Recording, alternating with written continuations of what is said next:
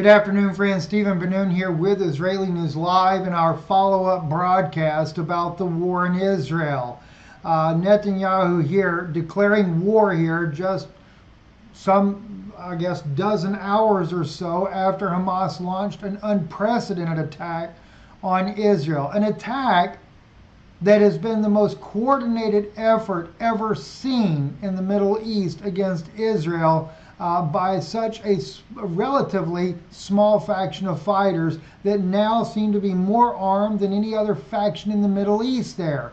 You know, in fact, if you begin to look at some of the imagery coming out, like in this case right here, the paratroopers that were flying in overhead, Hamas militant fighters coming in to slaughter Israeli civilians. And if it wasn't only that, we've had multiple other carnage scenes happening in Israel, even the taking over of the base there. By the way, we did warn in the beginning some graphic images that you would be seeing in here. And of course, the barrage continues to happen inside of Israel even tonight. And everybody, of course, the whole world beginning to rally around Israel in these latest developments as more and more missiles fly in, and of course more and more people being concerned about this horrendous attack that Hamas was able to carry out on Israeli soil relatively with Israel completely asleep, or at least the IDF. And in fact, it took nearly 8 hours for the IDF to respond to the pleas and cries of the citizens of Israel in the southern part of the country there, Sderot in particular there on the northern end of the Gaza Strip, southwest Israel there, who took a brunt of attacks, kidnappings, and everything else. As we began to interview and talk to our friends in Israel, everyone seemed to think this could very well be a staged event. And of course, the question begs to ask that. Was it staged? How could the Israeli Mossad be so asleep? How could the Israeli military be so easily overrun by Hamas? It just doesn't seem possible, does it? Well, I don't think it was possible. In fact, we have proof for you tonight as we got information from a former IDF military man from Israel, sent in a written statement about what took place. He was even part of that very brigade that was overrun by Hamas militants there, and how they were told to stand down.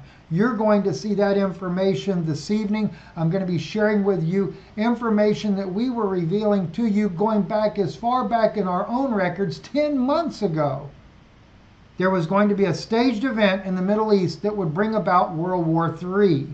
And you know, oddly enough, what I do find very interesting when I look at this situation here that's going on, and that is that, for example, Sean Penn gave Zelensky his own Emmy for being a great actor carrying out his part there in all these events that are happening. Ukraine, of course, Ukraine being connected to this Middle East affair as well. You will find out his selling of weapons and everything that he did ends up in the hands of Hamas.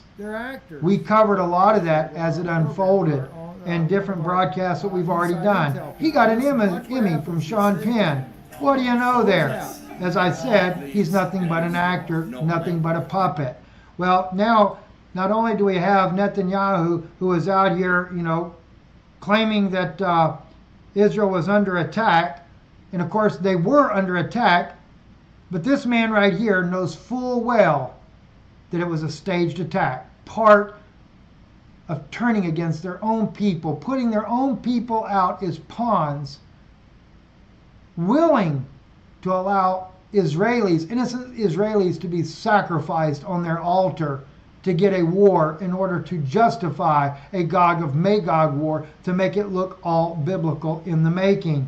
Maybe he should get an Emmy as well, just like that of Mr. Zelensky. Sean Penn, you might want to consider visiting Prime Minister Netanyahu.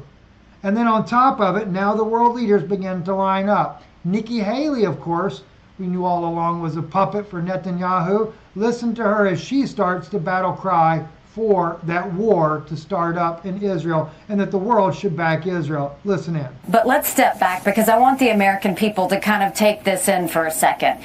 Just imagine that here the Israelis woke up and communities were bombarded, families were murdered, women and children were taken hostage, dragged through the streets, the elderly were taken.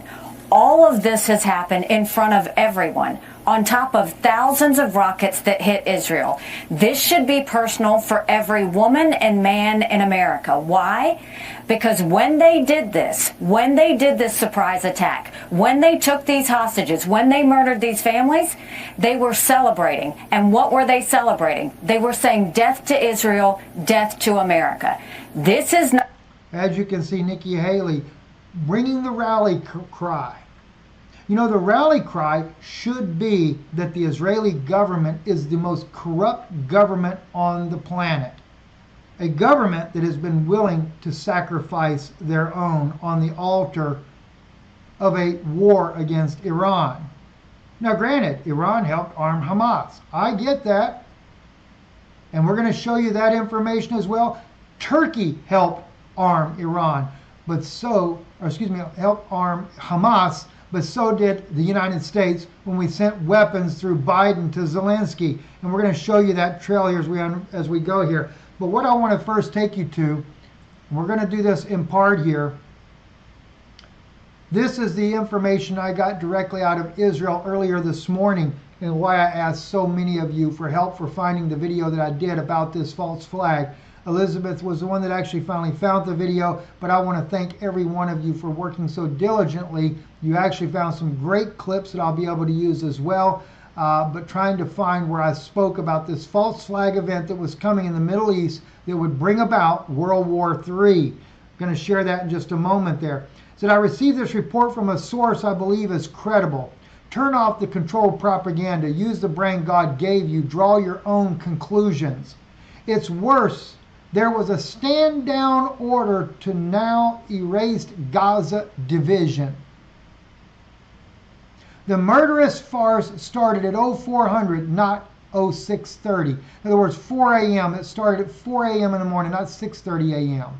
It took the murderous zombie horde no less than an hour to get the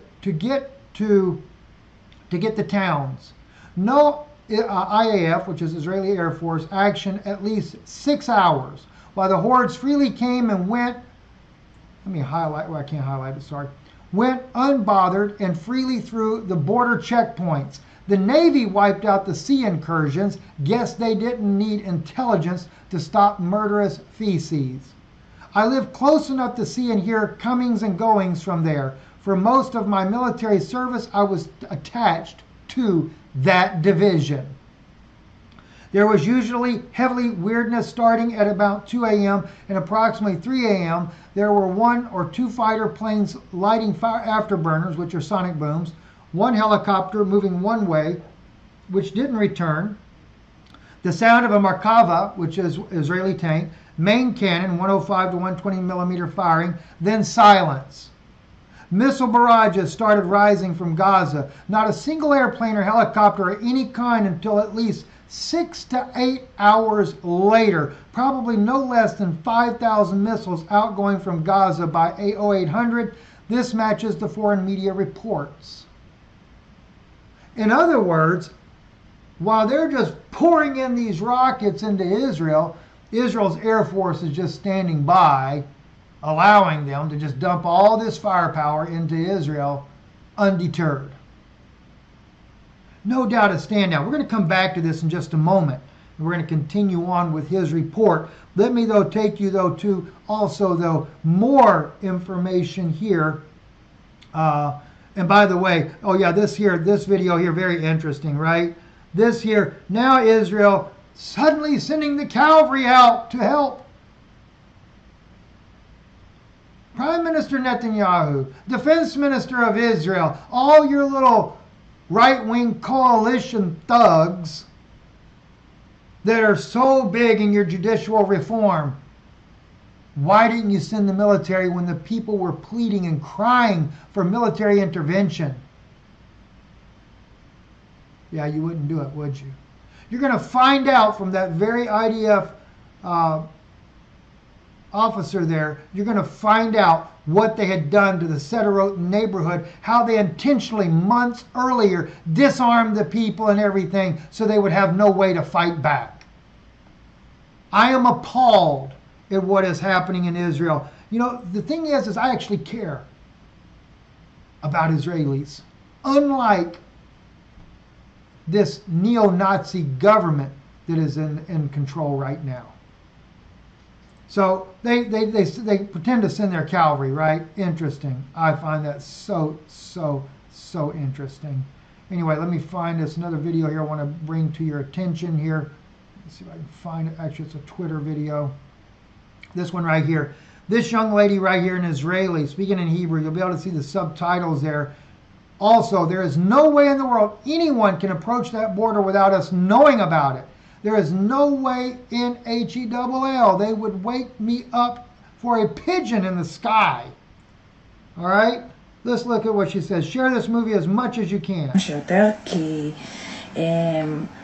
תקשיבו רגע, אני שירתתי כסמב"צית חי"ר במהלך מלחמת צוק איתן, אני שירתתי באוגדת עזה. כל השירות שלי היה תומכת לחימה בזמן מלחמת צוק איתן שעזה הייתה באוגדת עזה. תקשיבו לי ותקשיבו לי טוב. אין מצב... Let me turn down her a little bit because I'm sure most of y'all don't speak Hebrew anyway. No way in the world that anyone can approach the border without us knowing about it. The observers sit in bunkers. 4 hours, they can't move their eyes like this. They sit in front of a screen. There's no way in HELL. They would wake me up at the night, at the site, nights for a pigeon. For a stork that got too close to the border. For a cockroach. Back up, we don't want to miss the cockroach either. That went under the barrier. They would rust out all the forces in the sector. How could they enter with tractors? How could 400 men enter with tractors? And no one saw it coming? Share this movie as much as you can. She's right. She's absolutely right. Okay? Listen, I had friends in intelligence in Israel that knew an attack was coming on Israel. Oddly enough, this is what I find very interesting. Oddly enough, they all left the country. After the attack, now they're returning back to the country to help fight the thugs of Hamas. Did you not know that Israel created Hamas? All right, before I get into that, I asked you guys to search out for a video that I had done. This is where I actually spoke about it, but I'd already spoke about it a couple of months before this. This is 10 months ago. Listen to this. Told from Intel that an event could happen in the Middle East that could ignite World War III. That lets you know it's going to be a staged event. Hello? Anybody can say hello to that one, right? Let me back it up again. Easily cause World War III to spoke about this. But it's owned by an Israeli billionaire named Idan Ofer. And Idan by the way, Ofer, let me explain something. At the time, I was bringing this up again a second time, but I was looking for whatever it was going to be that was going to cause this staged event that was going to cause World War III. Even my Israeli contacts that I have in Israel, I was talking to them about this information at the time. They knew that an attack was going to happen on Israel. Like I said, I even know of those that left the country because they knew an imminent attack was coming. You know, the elite know what to do to get their own people out of harm's way. Did you know that? Yeah, they do. So I knew, I was given the intel that a staged event was going to come. Then I was told when it comes to Ukraine and Russia and NATO and Taiwan, Those are not the issues that'll start World War III. Now, it was actually, the way it was put to me, the events that were supposed to happen is that Russia was going to cause the U.S. to get more involved in Ukraine. Then China would go after Taiwan. Then the event would happen, the stage event would happen in the Middle East. But those other two did not happen as of yet. Instead, the staged event has now happened. Now, nonetheless, I'm sure the other two are going to follow suit as well in their own timing. So I was searching, trying to find that event right here. And so this is where I talk about it. Let's listen up. So Israel, of course, is making it look like Iran has attacked an Israeli tanker, oil and gas fuel tanker there. But if you remember, guys, it may have been as late as end of last year, early this year. I forget exactly when I spoke about this, and it could have been over on our Patreon broadcast as well. We were sharing intel that there is going to be an event that takes place in the Middle East that could very easily cause World War III to take place. I don't know, but when you're being told from intel that an event could happen in the Middle East that could ignite World War III, that lets you know it's going to be a staged event. Hello? Anybody can say hello to that one, right? So staged event. I am very concerned when I see these type things here. And of course, the first thing I looked for was to see if Iran denied it. If you remember, there were a couple of oil tankers that were hit. I believe they were. I will pause it for now. That's where it was. That's one of the places 10 months ago on Israeli News Live. Only 15,000 views there. Russia did not attack Poland was the name of the video. And again, thank you so kindly for everybody trying to help me find this.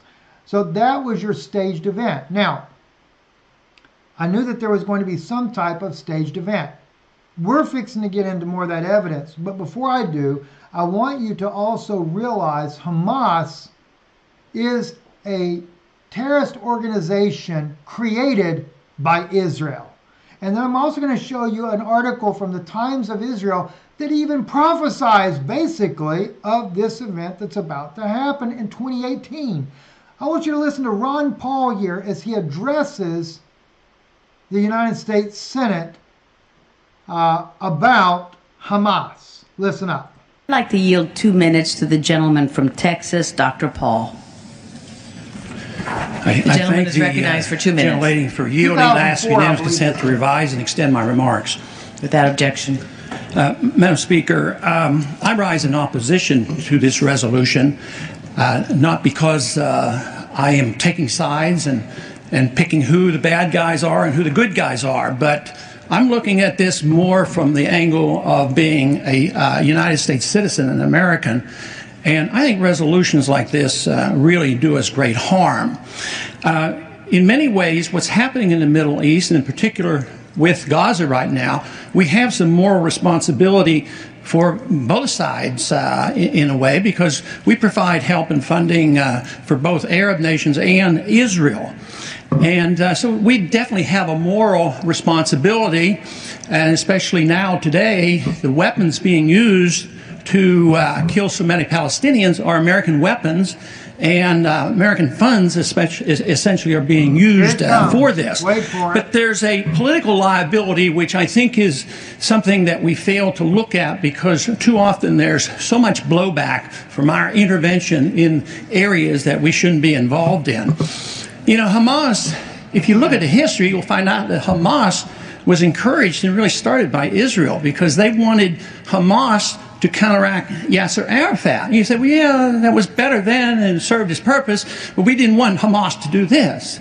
So then we as Americans say, well, we have such a good system, we're going to impose this on the world.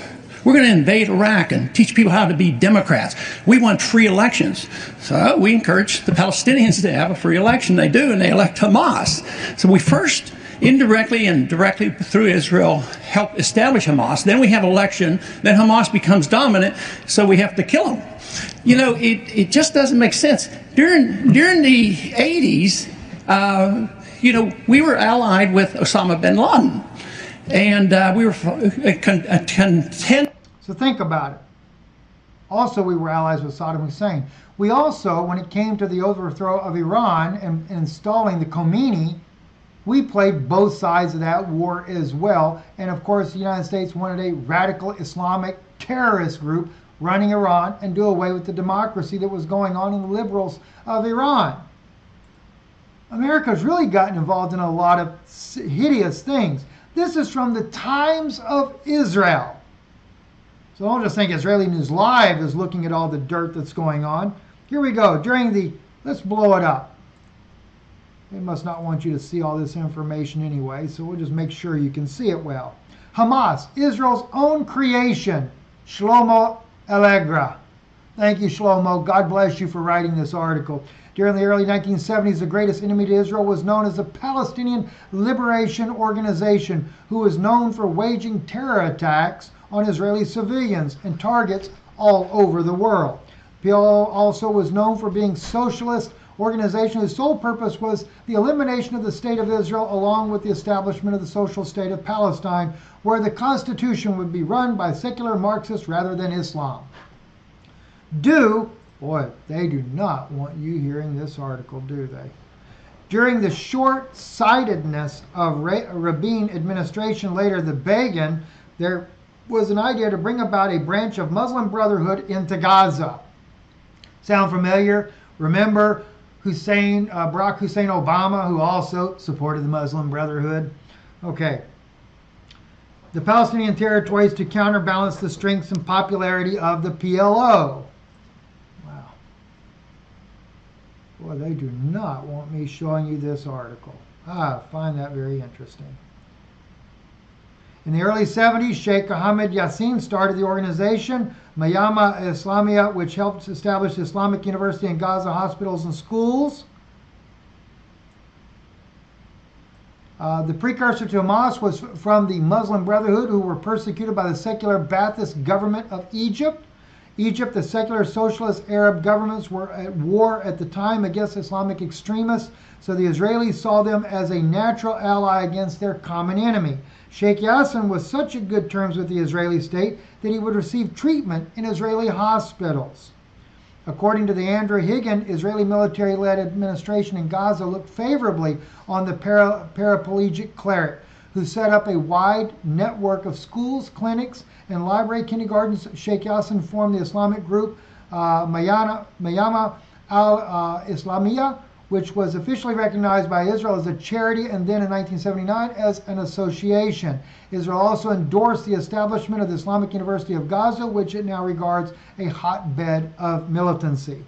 Going on further down, according to the Truth Seeker, as the fighting between rival students, factions, and Brexit grew more violent, Brigadier General Shlomo Hariri, then military intelligence officer in Gaza, says he received a call from Israeli soldiers manning a checkpoint on the road out of Gaza. They had stopped a bus carrying Islamic activists who wanted to join the battle against Fatah in Berazit.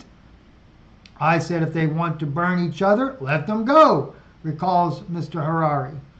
Another part here, according to the Theor, Israel jailed Yassin in 1984 on a 12-year sentence. Of course, he got out a year later, right? According to the Interceptor, Brigadier General Yitzhak Segev, who was an Israeli military governor in Gaza in the early 1980s, Segev later told a New York Times reporter that he helped finance the Palestinian Islamist movement as a counterweight. Also goes on to say, led by Yasser Arafat, who himself referred to Hamas as a creature of Israel. General Segev himself even admits to funding Hamas himself with the Israeli taxpayer money that was later used to kill the same people who were funding them. Now, going down further in the article, he says here, following the Oslo Accords, Hamas only increased its attacks on Israeli military and civilian targets. With the more people they murdered, the more support they received from the Palestinian public, while the PLO was continually as a corrupt entity. That many Palestinians even today call the Palestinian Authority the Israelis. Hamas became even more dangerous during the Second Intifada, when they were responsible for suicide bombings across Israel in the early 2000s, one of which in 2004 that I survived. Let's see here. I'll go ahead and go on down here. Israel did not do the same thing in Gaza and eliminate Hamas as a terrorist entity. Instead, Israel withdrew from Gaza in 2005. Oh, by the way, what it was, they were showing here in the yellow part here how Israel went in there and did this major operation in the West Bank to where now you can drive safely up and down Highway 90 and Highway 60. But when it came to the Gaza area, didn't do anything. Instead, they moved the settlements out of that strip there. 2006 elections, Hamas won majority of the seats in the Palestinian parliament, garnering 76 seats of the 132, with PA only receiving 43 seats. This resulted in a large civil war in Gaza Strip where Hamas threw PA opponents off rooftops. This is Israel's own creation. Gaza is an Islamic state controlled completely by Hamas. They're close to nothing the Israeli military can do since Israel is no longer controlling the area. Eventually, Israel will have to make a large military campaign because the way things are presently going, Hamas will eventually build up a more powerful military, power with a large amount of rockets which can overwhelm the Iron Dome system, build up enough people with weapons to storm the border and infiltrate into Israel, killing any Jewish person they see in their path. Hamas has a large financial backing of both Iran, Qatar, and ever since their founding from a small group of terrorists in 1987. And like we see already, Ron Paul says, Israel created them. All right? Now, let's go back to the report of what really happens. Now, get it to where it fits the screen. There we go. Al Jazeera Arabic was showing live stream operations of the zombie horde, uniformed terrorists, overrunning the Gaza division unopposed. One drone with a bomb blew up a Merkava, and a crew was dragged out and mutilated. None of the soldiers seemed to be armed. Interesting, huh? The enemy took 4 completely undamaged Merkavas unopposed. They took some mutilated Jewish survivors of the massacre of Gaza division right back across the border through the regular, totally unarmed checkpoint. Since when are the checkpoints unarmed? Some of the vehicles and some being dragged on foot. From some of the footage, it was obvious there were European-looking men, blonde and pale-skinned with military haircuts, first-rate equipment, and military wearing beige COVID mask, helping move prisoners across the unmanned checkpoints. The main enemy force took, in their own words, more than an hour to get to their target towns. They were followed by Instagarupan, paramilitary hordes for looting and kidnapping survivors of the first wave. He goes on to say, I say with certainty, this was a stand-down order. They do indeed have a very expensive obstacles to prevent this. Sophisticated tracking surveillance with remote operated machine gun emplacements. And even if there were overrun by surprise, which is impossible, the IAF has Apache helicopters for this case, and there were none airborne until at least 6 hours later, when hostages were being taken back to Gaza and the terrorists were coming and going as they pleased in great numbers. The Navy managed to destroy every single enemy that attempted a mass distributed coastal landing without a single loss. Undoubtedly, the Navy never got the stand-down order. Finally, some time ago, the security for these southern towns was handled by the Gaza division. They posted soldiers at each town. Now listen to this here. This is very serious. He goes, finally, some time ago, in other words, not during this time of the invasion of Hamas into southern Israel, into Sderot and other surrounding cities, but a few months back or whatever, the security for these southern towns was handled by the Gaza division. They'd post soldiers at each town, check people coming in and a patrol. Then there was a government decision to remove the soldiers and replace them with local civilian civil defense people. What? You replace them with local civilian defense and take away the soldiers after how many years? But the military defunded the programs and also took away the town's weapons armories that were supposed to be distributed to the local civilian defense persons. You'd only defund them, but you even take away their weapons to defend themselves. So the civil defense asks for personally armed volunteers, and we know how easy it is for Jewish Israelis to get a firearm here. Yet it is not easy for a citizen to get a firearm, period, in Israel. Note how all the reports in Hebrew keep talking about the intelligence failure, and that it's the 50th anniversary of the Yom Kippur War. Not one word about where were the IAF helicopters and planes in all those hours, but they talk plenty about how there was no military or police to be found in the towns being slaughtered by the terrorists. Look at and pay close attention to what time this guy posted his heroic crushing of the murderous vermin who'd already killed others in his town. As one example of many, I got up in the morning to smoke a cigarette. It was 6:15 a.m. Dawn had already barely broken. Suddenly I saw a trail of light in the sky, and that's how this absurd scenario began. Little by little, the horrible picture became clearer.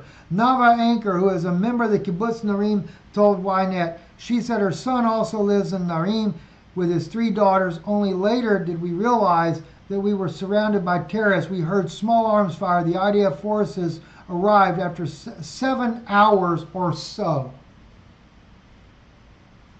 This information, friends, just so you remember now, is from a former IDF guy that belonged to the very Gaza division that was overrun.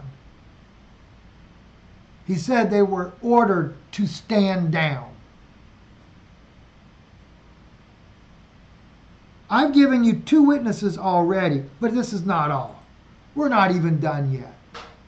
Remember I told you that little Mr. Zelensky from Sean Penn gets his little Emmy Award for being a great actor and carrying out his deeds in Ukraine, which ended up being the very military weapons that end up in Hamas's hands to carry out this attack. You remember, let's see, let me share some reports with you that I did on these things. This one right here. Ukraine's Interior Ministry killed mafia style. Remember this video right here? On Israeli News Live, Iranian people on the western side are just being totally taken advantage of by their own government officials of greed and power and money and extortion and murder and chaos, and they've been willing to murder their own people at the expense of getting more billions of dollars of equipment sent inside the country. Yeah. And then selling it on the black market. And I've listened to the intel briefings about this particular incident. And I know of the corruption that is going on and the murder and stuff that has taken place inside this government, and how they'll do everything they can to blame it on Russia. And Russia has nothing to do with it. Do you know that it has been Putin. Parliament just passed in Ukraine, punishable by death, even for the prime minister to speak to the president of Russia, President Putin. Let me find it where they sell it off, though. But oddly enough, Russell Bentley had written a message to his followers. And I'm not one of his followers. I just know Russell Bentley because I used to listen to his YouTube channel. Since I interviewed him, Donbass region, the Donetsk side of the Ukraine war, against the neo-Nazis that were trying to kill off his family members. So he's looked down upon by, I already knew this. Ministry of Internal Affairs of Ukraine has long known that the leadership of the Ministry of Defense is selling Western weapons that come to Ukraine in the form of assistance in a favor of third countries. And this process is directly supervised by the head of the main intelligence directorate, Bundanov. The way this information has already surfaced somewhere. The leadership of the Ministry of Internal Affairs wanted their share and began to collect data through their structural units, which are associated with intelligence and outdoors. As a result of this, they managed to obtain evidence and blackmail began. The military commanders promised a share to the police leadership, and the first tranche was paid. But it was pointless and unprofitable to pay further. Plus the audacity of the Ministry of Internal Affairs, who climbed into the wrong garden, strained the military elite. And today, the day has come when the guys from the GUR were able to demonstrate their skills. But that's not all. The sanction for this was personally given by Yermak, who is also in subject and secret from the supreme narcissist clown Vova. There you have right there. And, and I'd already got the intel that they were selling those weapons over to Turkey. They're on the black market there. But also, let's see here. I forget why I have Tim on here. Let me just see what I got here. Lowering the population, because the wars now are fought much different than what conventional wars were fought many years ago. When you're on those front lines, you've got these two big superpowers there that are simply lobbing massive bombs back and forth that just obliterate soldiers by the hundreds. I don't remember exactly. We'll skip that for now. This also was where I'd found where Zelensky was selling weapons to the Mexican cartel, revealed by Mexican television. Let's listen into this one. China has been helping the cartel. There is plans for them to come across our southern border, and then now we have, as we shared, that's what you're hearing her ask me. I'm going to play it. I know it's spinning, and it's kind of a little similar. Miembro del cártel del Golfo en Tamaulipas fue grabado portando una de las armas más exclusivas y poderosas, un javelin, que en teoría se vende únicamente al ejército y ha sido utilizado durante la invasión de Ucrania, por ejemplo. En el mercado negro, esa arma que lleva a su derecha, la otra es una K-47. These had ended up in the with the cartel on the southern border, just below our border. So I'm wondering if not the same type of issue is not going to end up happening here on our border like it was in Israel still yet. In Israel, there's already reports coming out from other organizations that they actually got their weapons from Ukraine to carry out the attacks. We've already seen all types of new weapons, everything you can imagine happening over there. Let me just see real quick here. Just trying to see if there was any other, that were there with the paratroopers coming in. We shared with you guys just the other day so much of the events. Here we go right here. This is the base there that was overrun that that the guy that wrote was talking about, that he was actually a part of. And again, there is no way possible this could not have been done had it not been a very well organized event that had taken place there. Very well organized, very well calculated and carried out. And in no way anything like that could have happened there. When we brought also on with us there, we brought on Shimon Tov from Israel, and the interview that we did with him by audio there, we could not get the video footage to work with him. But Shimon Tov also, knowing that this was a staged event that took place, he was getting reports himself of those type things happening there in Israel. So we are very disturbed to have to report this to you, that the Israeli government could do such a sinister thing against their own people to justify a war in the Middle East. But clearly that war is coming, and like I said already, the drum beats for that war being sounded. No wonder Nikki Haley is already speaking up there, former ambassador to the United Nations. you know, you're going to see a lot of people coming back into power that were in power once before, and they're going to get into power because this war that's about to take place. And I just got a report too from a friend there saying that our warships have already are headed to the region. Troops are headed to the region there. It looks like our World War III is about to begin. If you appreciate the broadcast, you want to support the work we do, we thank you. Visit our website, israelinewslive.org. And I will say one other thing to you as well. I think it's very important, especially in light with this coming up. EMP shield, I think, is really important for you to get an EMP shield at this particular point in time. If we are going to end up in a world war, it's going to affect us here on the home front. There's no telling what they have planned. Everything is staged. And those actors are getting in place. So consider that. Don't forget, if you were to get yourself an EMP shield, I do want to encourage you to remember that when you get it, whether it's for your home vehicle, whatever you have need of there, in order to save money, they have even these little tiny ones now. I'll just click on that one just to give you an idea, though, how to do it. You want to be able to add, there's a coupon code you add. It's INL50 for Israeli News Live 50. You apply that. The company will knock $50 off of that product for you.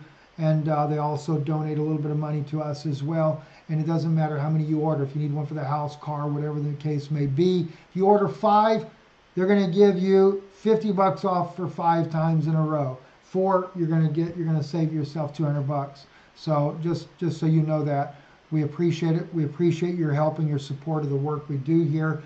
Later tonight, I'll go into teaching what I really feel strongly about, but this information had to get out. I'm Stephen Benoon with Israeli News Live. Good evening.